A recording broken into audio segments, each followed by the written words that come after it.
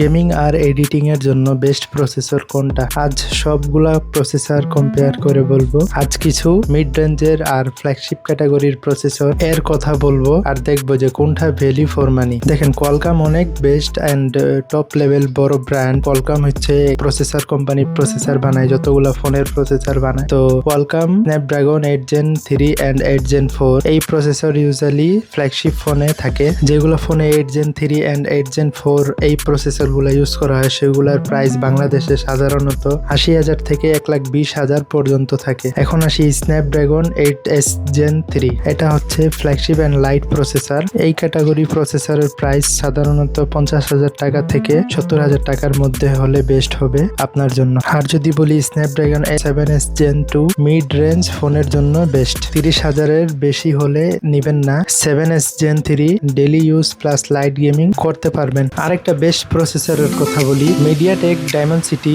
9300 বা 9500। এটা একটা ফ্ল্যাগশিপ কিলার প্রসেসর।